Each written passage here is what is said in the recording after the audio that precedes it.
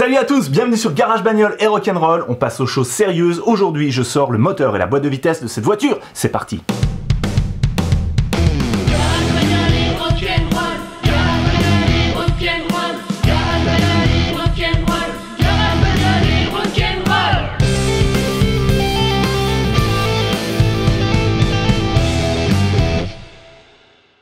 Il va sûrement falloir que j'accède à des choses sous la voiture, donc je lève la voiture et je la mets sur chandelle.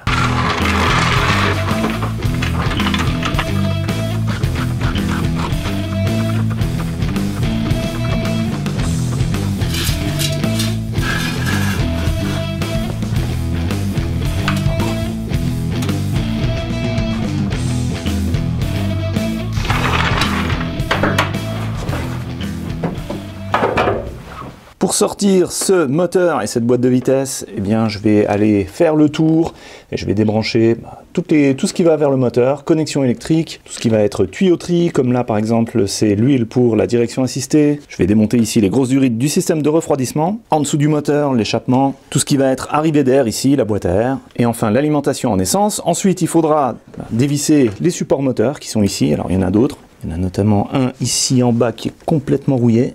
Voilà, celui-là, je pense que ça va être une tannée pour le démonter. Donc ça, c'est le plan. Donc première chose à faire, ça va être de vider les liquides. Alors je commence par le liquide de refroidissement, ensuite la direction assistée. Je commence par enlever le cache plastique qui se trouve ici en dessous. Tiens, c'est pas du tout vissé correctement là. Alors WD-40isation. Alors celle-là, elle est déjà bien rouillée. Là, il en manque une.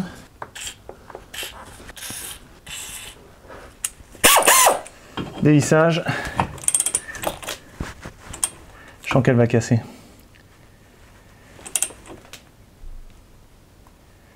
À mon avis, elle va casser celle-là. Peut-être de la WD-40 par au-dessus là. Ah, c'est mort, elle va péter. Ça commence le combat contre la rouille.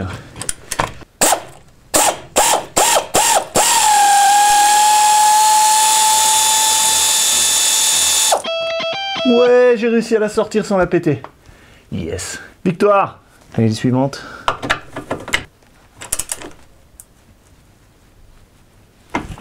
C'est pareil, je vais peut-être... Non, je peux pas. Ok, donc celle-là. Pour celle-ci, c'est un fail. C'est comme ça, on a travaillé sur les vieilles voitures. Celle-là, là-bas. Je pense que ça va être pareil.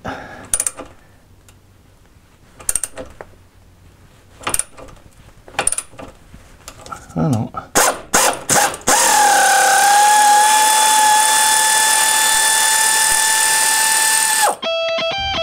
Une de plus.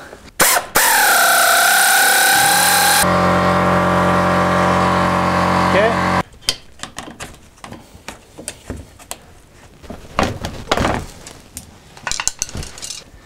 Et bonjour la rouille. Maintenant je vais vidanger le circuit de refroidissement. Donc pour ça je vais ouvrir au niveau du bouchon.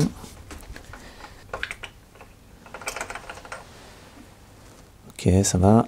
Ok, j'espère que vous voyez, au bout de mon doigt, il y a un petit robinet en plastique en bas du radiateur qui est prévu pour vider le circuit de refroidissement. Je ne vais pas l'utiliser parce que, bon, ce plastique-là, il y a des chances qu'il casse. Donc en fait, ce que je vais faire, je vais simplement démonter la grosse durite là qui descend, celle-ci. Je vais pincer le circlip et l'enlever du radiateur. Bon, là, j'utilise une pince spéciale pour circlip de durite comme ça.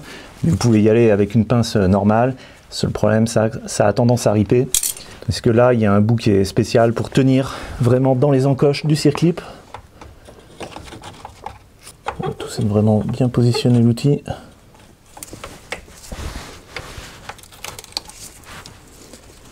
Voilà, l'avantage c'est qu'une fois que c'est serré, ça tient serré. Enfin, normalement. C'est toujours quand on fait une démo hein, que ça plante. C'est bien connu, c'est l'effet démo. Alors, en fait, les têtes là sont pivotantes, il faut que je les tourne dans le bon sens. Voilà. Ok. Alors là, la WD-40 a bien aidé. Même si ça glisse, du coup, ça se barre.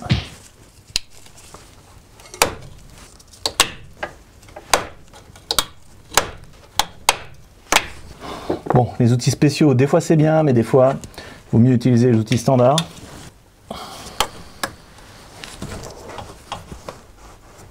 Ok.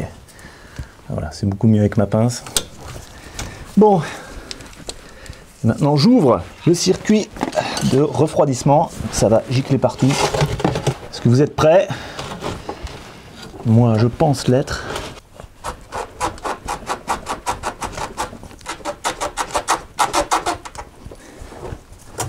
Ok. Je vais pouvoir terminer à la main.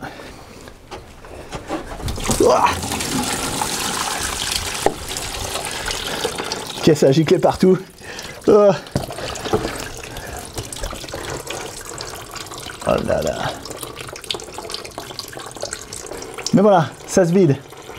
Ah.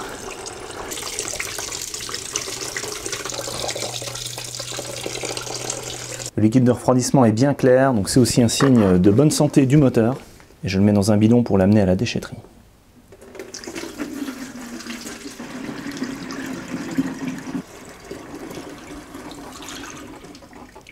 Et si vous avez des animaux domestiques, faites attention à ne pas laisser du liquide de refroidissement à leur portée. Ils sont attirés par l'odeur, ils peuvent en boire et c'est très toxique. Maintenant, je vais démonter le réservoir de liquide de refroidissement, il y en a encore dedans. Donc là, c'est très simple, il suffit de démonter le tuyau qui est là, qui vient jusqu'au bouchon.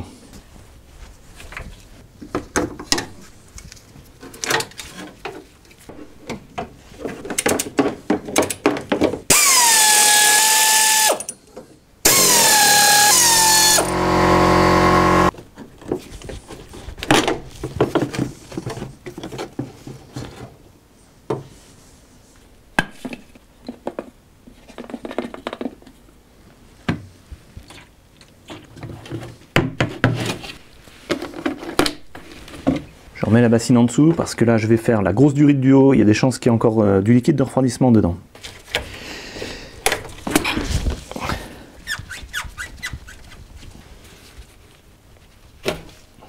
Ok, je la vide, s'il y a encore quelque chose. Non, ça va. Du coup, je peux démonter cette grosse durite au niveau du thermostat. Le thermostat ou calorstat sur une voiture, il est souvent logé ici, au bout de cette grosse durite là qui est au-dessus.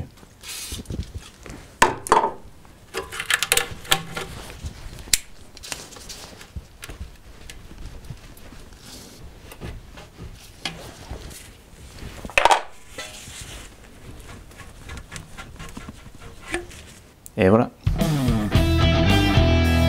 Maintenant, je vais vidanger le circuit de direction assistée. Et je vais d'abord vider le réservoir à la seringue.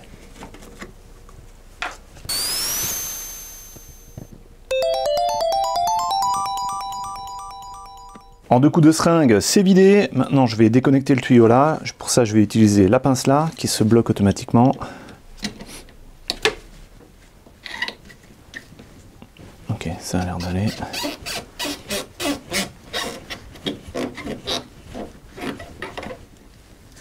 Je la débloque.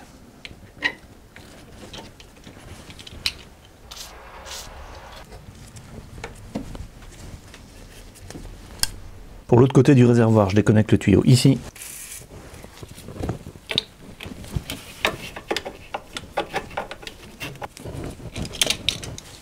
Il reste sûrement de l'huile dans le tuyau, donc je vais prendre des vieux papiers essuie-tout là, pour essayer de récupérer ce qui va tomber.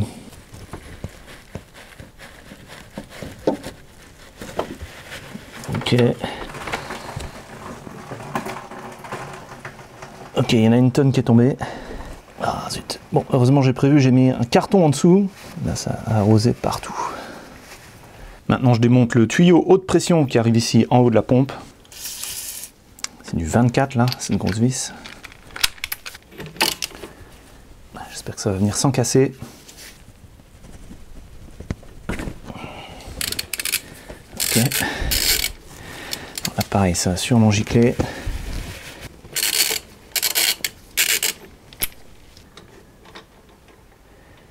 Vous voyez que cette vis est spéciale, elle a un trou ici à l'intérieur et ici sur le côté. Donc ça permet d'envoyer le liquide de direction assistée sous pression dans le tuyau. Et là il y a des joints en cuivre, il faut faire attention à ne pas les perdre. Donc, je vais les remettre sur la vis. Le tuyau on va le mettre de côté. Et je remets tout de suite la vis dessus. Histoire qu'il n'y ait pas de saleté qui rentre dans la pompe. Ok, la pompe de direction assistée est maintenant déconnectée. Ok pour les liquides, et maintenant je vais démonter tout ce qui est arrivée d'air. L'arrivée d'air, c'est toute cette partie-là, c'est assez simple à démonter, il y a des vis de 10 et puis quelques câbles à débrancher. Donc je vous passe ça en accéléré.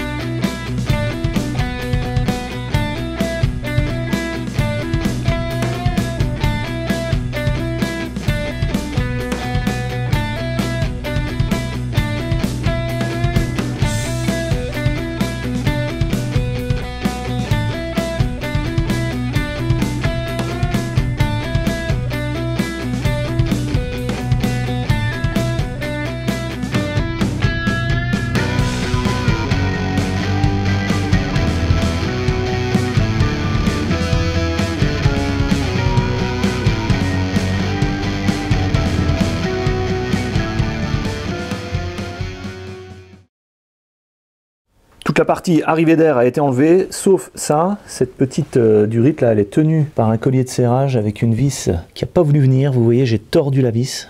Alors il a fallu que j'enlève ici. Donc c'est des vis assez spéciales. Au bout, je pense pas que je vais pouvoir remplacer celle-là. Donc pour l'instant, je vais le laisser attaché. J'ai réussi quand même, malgré tout, à démonter ce faisceau de câbles. Donc là, c'était tout ce qui était connecté ici, sur cette partie-là. Donc là, c'est simple, on défait les prises une par une. Ce qui reste de ce côté-ci, il va y avoir la durite là, de dépression d'air pour le master vac du frein, donc c'est facile à enlever. Plus difficile, va y avoir ici l'hydraulique de commande de l'embrayage. Oui, parce que c'est pas un embrayage à câble, c'est un embrayage hydraulique, donc là il va falloir dévisser cet écrou-là. Ça va être peut-être difficile. Pour ça, il faut user de WD-40 et aussi d'une clé spéciale qui s'appelle clé à tuyauter, je vous montrerai. Pour me faire de la place, je vais aussi enlever ce support de batterie. Je mets de la WD-40 là, mais c'est symbolique, hein. J'en ai mis aussi par en dessous. Mais là, c'est ultra rouillé. Je vais tenter de dévisser à la clé à choc. Peut-être que les coups, ça va faire venir. J'ai mis la puissance la moins forte.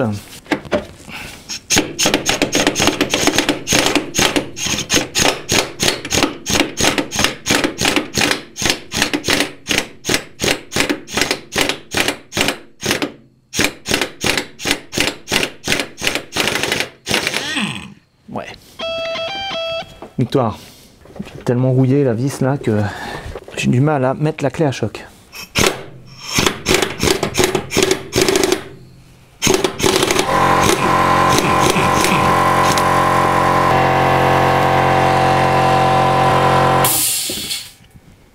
Ok, c'est bon. Quand je sors des pièces comme ça, tout de suite, je reprends les vis. Je les mets là où elles étaient. Et voilà, je laisse les vis avec la pièce. Et j'entrepose ça ici. Donc là pour la boîte à air, c'est pareil, je laisse les vis avec. Comme ça j'évite de les perdre et je sais où va quelle vis et il m'en reste pas dans les mains à la fin de l'opération. Maintenant le master vac, ça s'appelle aussi le servo-frein. Hop. Maintenant je vais démonter la ligne hydraulique de l'embrayage, WD-40. Et avant de dévisser, je vais vider le réservoir qui est là. Burk. Celui-là, il était grand temps de le changer, ce liquide. Pour dévisser ce genre d'écrou, il faut une clé à tuyauter. Qu'est-ce que c'est? Eh bien, c'est une clé comme ça, très épaisse, et puis surtout qui va prendre l'écrou sur les 6 pans. Elle a une petite ouverture ici qui permet de passer le tuyau. Comme ça, voilà. Et là, on a une bonne prise et on peut dévisser. Si ça veut bien venir, sans casser, s'il vous plaît. vache. Quand il faut forcer comme ça, c'est pas bon. J'ai pas envie que ça pète. Alors, désolé pour la caméra. Est-ce que ça a pété? Non.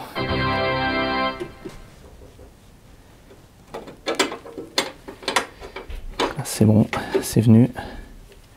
Sans casser. Je vais déjà mettre ça en dessous parce que ça commence déjà à fuir. Ouais. Donc le fluide hydraulique qui est là-dedans, eh bien c'est le même, exactement le même que le liquide de frein. Et donc, c'est très corrosif pour la peinture. Voilà. J'essaie de le mettre un peu plus en hauteur là, si c'est possible. Ok. Pour changer un peu, je vais m'occuper du dessous de la voiture, je vais démonter les roues et dévisser les écrous de cardan, parce qu'il faudra sûrement sortir les cardans pour pouvoir sortir la boîte.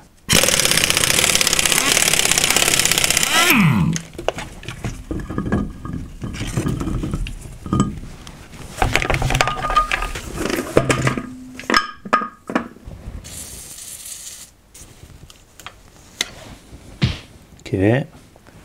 Celle-là, elle va être remplacée.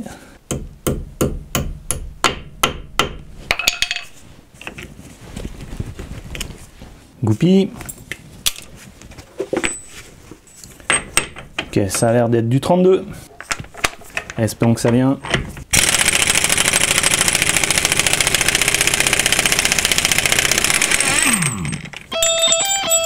Et doigt dans le nez. Et c'est bon. Je remercie vraiment le gars qui a pensé à mettre de la graisse quand il a remis en place ce cardan. Même chose de l'autre côté.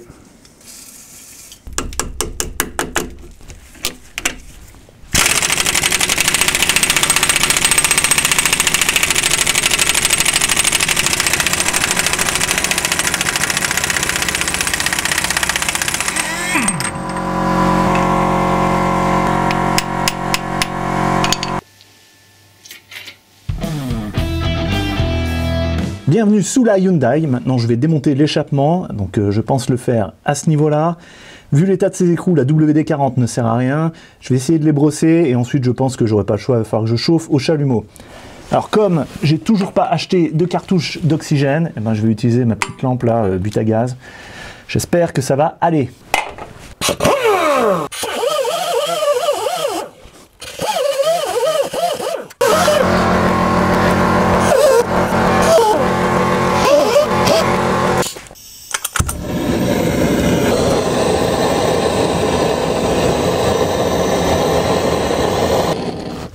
Normalement, il faudrait chauffer au rouge, mais le machin là, il n'est pas assez puissant. Alors, 17. Ça navigue. 16. 16 ne rentre pas. Ok, tant pis. Je vais prendre le 17. J'espère que je ne vais pas arrondir l'écrou. Ouais, c'est bon. Et de là. Là, il faut avoir des gants en cuir. Hein. Yo. Allez, l'autre côté. Ah non, alors en fait, avant de faire l'autre côté, pour que je puisse sortir la pièce là, il faut que j'enlève la vis là. Bon, je vais pas chauffer au chalumeau, je vais juste passer un coup de brosse.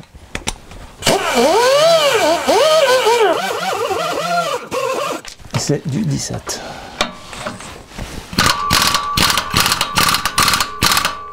Je fais tourner d'un demi-tour.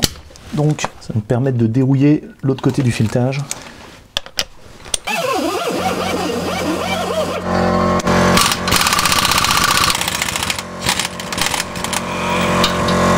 Yes! Pour l'écrou de l'autre côté ici, je me dis que peut-être j'ai de la chance et il vient tout seul. Donc là, je vais mettre de la WD-40. Et puis, j'essaye de dévisser sans chauffer. Gagné. Maintenant, je vais débrancher la sonde lambda qui se trouve derrière le catalyseur ici. Donc le câble, il passe par là et il arrive à cette prise ici. Je vais le faire depuis le haut. Lâche les toiles d'araignée. Donc je pense que depuis en haut, comme ça, ce sera plus aisé. Alors il y a un petit truc là-dedans à soulever ou à descendre, je sais pas trop. À soulever apparemment. Voilà. Retour au-dessus du moteur. Alors ce que je vais faire maintenant, je vais démonter ce câble là, c'est le câble d'accélérateur qui va par là, par là, par là. Il est tenu là-bas derrière, je vous montre comment faire pour le démonter. Alors c'est très simple, il suffit de tourner ici. Et là il y a une petite encoche en dessous.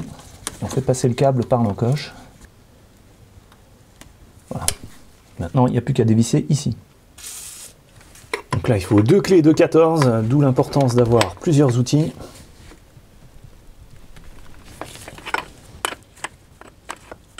Voilà, je ne vais pas toucher à celui-là, ça sert aussi de réglage, là, la distance ici, il ne faut pas la bouger.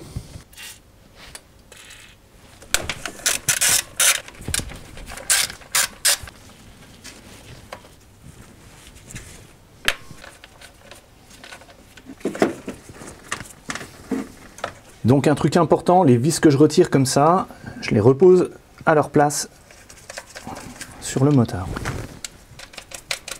Comme ça, je suis sûr de ne pas les perdre. Ok, voilà donc notre câble d'accélérateur. Bon, ici, ce truc-là commence à sérieusement me gêner. J'ai encore ici les durites de liquide de refroidissement qui vont vers le radiateur dans la voiture à enlever. J'ai aussi les commandes de la boîte de vitesse. Et là, ça, c'est en plein dans le passage. Donc, foutu pour foutu, je pense que je vais casser ce collier de serrage. Puis je le remplacerai par un autre après. Je vais essayer d'y aller à la pince Monseigneur. Un côté. Et l'autre. Alors il y a la durite là aussi à retirer.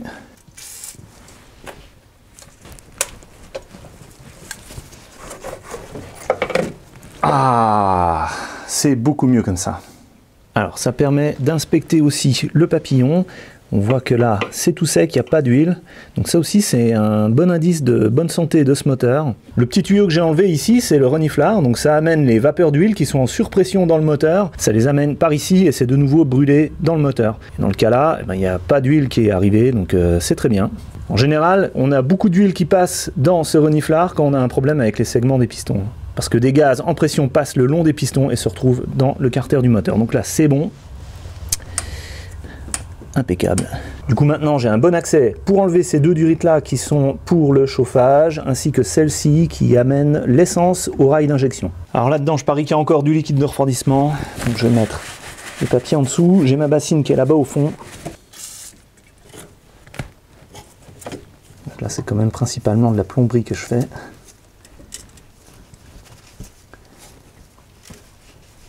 Voilà, faut d'abord faire tourner, une fois que ça tourne on peut reculer.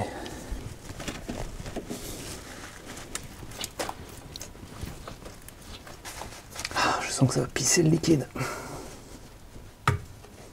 Non, ça va. Est-ce que je le laisse comme ça ou est-ce que je le mets vers le bas? Bon, pour l'instant, je laisse comme ça. Je vais faire l'autre derrière.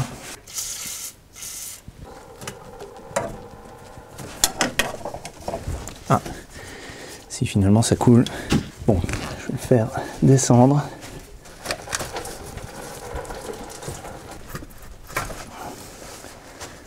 Je suis le même chemin. Bien, je vais pouvoir maintenant me concentrer sur les commandes de la boîte de vitesse. Donc c'est une boîte de vitesse qui est commandée ici par câble, il y en a deux, un ici, un là. Je commence par enlever la petite goupille. À ne pas perdre. Donc il y a une rondelle, le bout du câble. Et je remets tout de suite la rondelle et ça goupille. Voilà. Pareil sur l'autre câble qui est ici. Là c'est juste pas possible pour vous montrer.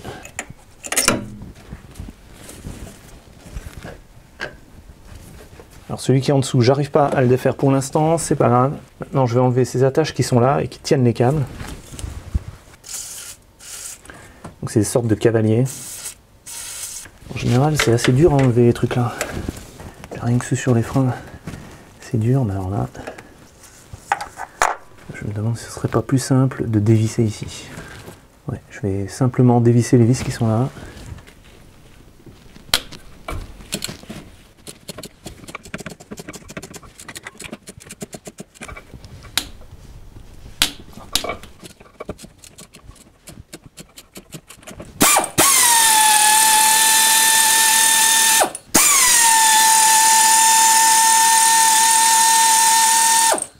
Pour une fois, c'est de la vis pas rouillée. Ça fait du bien. Bon, pareil, il y a des petites rondelles en plastique là, à ne pas perdre. Voilà. ça, il va falloir que je l'attache, sinon ça va me gêner quand je vais sortir le moteur. Et voilà. Maintenant je m'occupe de l'arrivée d'essence qui est là.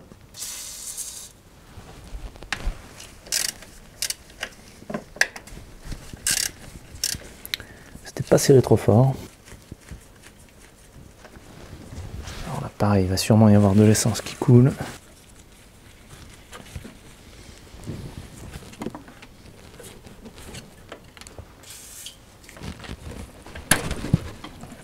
Ok. Donc là, mon chiffon n'a pas servi à grand chose, vu la quantité d'essence qui est sortie. Heureusement, j'ai la bassine en dessous. Alors ça, je le jette dans la bassine. Hop. Tuyau d'arrivée d'essence, je vais l'attacher là.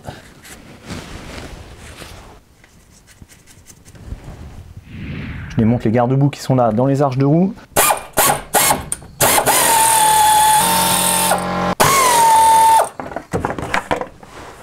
Pareil de l'autre côté. Bon, on commence à y voir plus clair. Alors maintenant, je vais m'occuper de la partie là. Donc là, ça m'a l'air d'être, je sais pas, un régulateur de pression, quelque chose comme ça. Donc c'est attaché ici par 2 vis. Et puis là, il y a une durite qui vient ici en dessous que je vais déconnecter ici.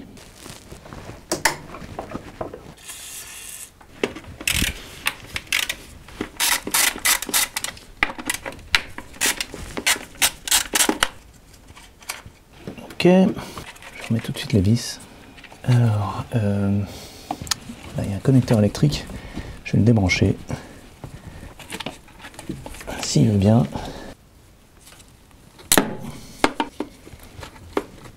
Voilà.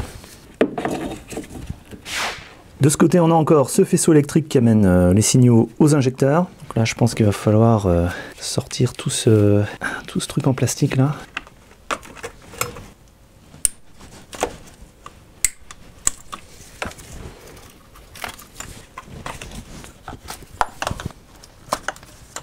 Donc là, il y a une petite languette à pousser vers le bas.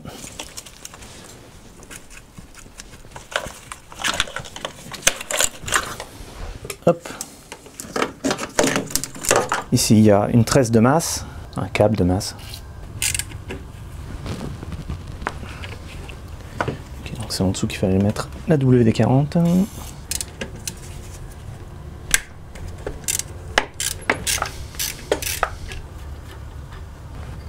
Hop.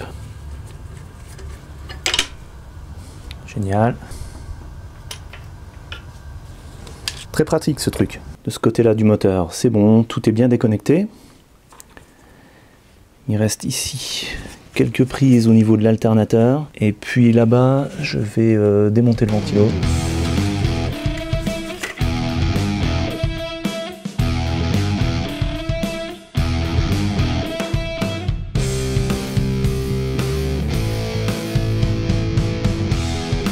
Ok, dernier tour de contrôle, tout est bien déconnecté. Alors tout sauf ici une prise de masse qui est là-bas, c'est difficile à vous montrer parce que justement c'est inaccessible, j'ai pas pu dévisser la vis, mais c'est pas grave parce que je vais monter le moteur et quand il sera un petit peu à ce niveau-là, j'aurai accès et là je pourrai dévisser. Elle est au bout de ce faisceau et ça va, il y a pas mal de mou donc je pourrai lever sans problème. Ici devant, tout est déconnecté, alors éventuellement le machin là, il va être dans le passage, il risque de gêner. Ici, là devant, il n'y a plus rien.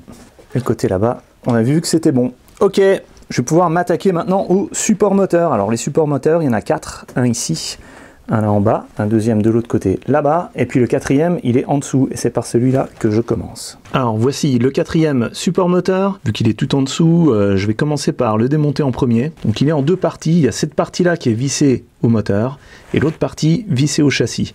Et entre ici, je ne sais pas si vous voyez, le noir là qui est au bout de mon doigt, eh bien c'est du gros caoutchouc qui absorbe les vibrations du moteur. Donc le but d'un support moteur comme ça, c'est bien entendu de supporter le moteur, mais aussi d'atténuer les vibrations. Et c'est donc un sealant block. Il est vissé au châssis là derrière avec 2 grosses vis. Mais là je pense que je vais retirer la vis centrale qui est là au milieu, le boulon en fait, hein, écrou plus vis. Donc pour ça il va peut-être falloir que je supporte ici le bas du moteur pour pouvoir retirer la vis qui est dedans. Mais je vais déjà commencer par nettoyer le bout du filetage là pour pouvoir dévisser l'écrou. À cause de l'échappement qui se trouve là, je ne peux pas passer ma clé à choc. Alors je vais utiliser mon cliquet télescopique. Ouais.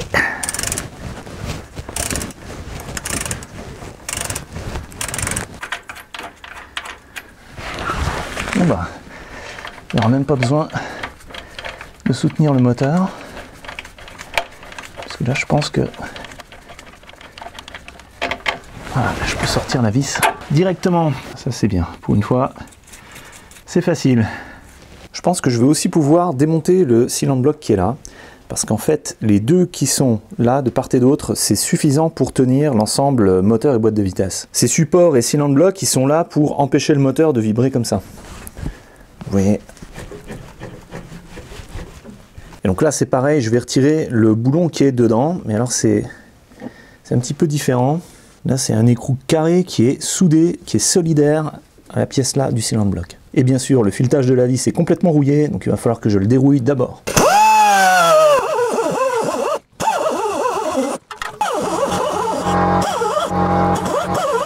Et bien sûr, WD-40. Ok, maintenant, Monster. Ok, ça se passe plutôt bien. Donc en fait, cet écrou carré, il n'était pas soudé. Alors c'est du 17. Et ça vient tout seul. Pour celui-ci, je ne vais pas pouvoir faire pareil, c'est-à-dire, étant donné qu'il y a la boîte qui est là juste en dessous, je ne peux pas me contenter d'enlever le boulon qui est là en plein centre. Il va falloir que je le démonte ici. Parce qu'au moment où je lève la boîte, mais il faut de la place pour monter. Aussi, il y a le truc là qui risque de gêner. Donc je pense que je vais l'enlever en premier. Il y a deux petites vis là. Ça devrait partir sans trop de problèmes. Et ensuite, il va falloir dérouiller de nouveau le bout de ces vis.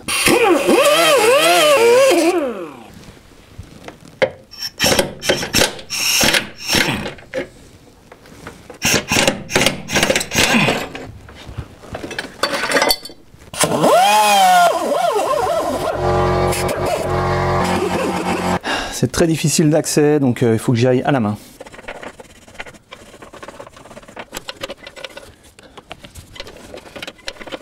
Ok, WD-40, et advienne que pourra. Donc il y en a 4 en fait. De là et de là. Et maintenant, il est temps de sortir l'outil que vous attendez tous. La star de cette vidéo, j'ai nommé... la chèvre.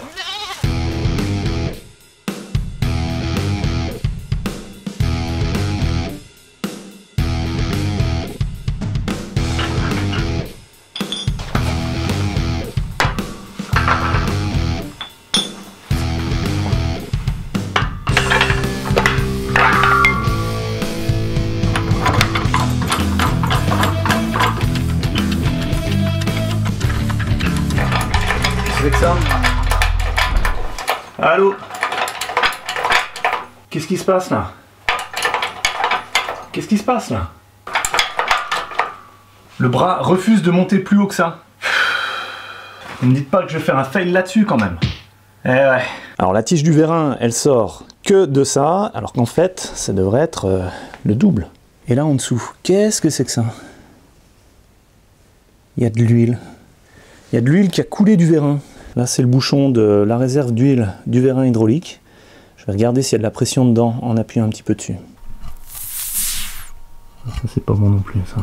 Bon, la chèvre, c'est vraiment pas cool de ta part de me laisser tomber à ce moment où j'ai le plus besoin de toi. Bon, voilà, je suis désolé. Je vais pas pouvoir sortir le moteur de la Hyundai aujourd'hui. C'est la dernière fois que je fais confiance à un animal pour m'aider dans mon travail. Dans le prochain épisode de cette série, je répare cette vieille bique. Comme d'habitude, je vous mets les liens vers les outils et les produits que j'ai utilisés dans cette vidéo en dessous dans la description. Je vous dis à la prochaine sur Garage Bagnole, vieille bique et rock'n'roll.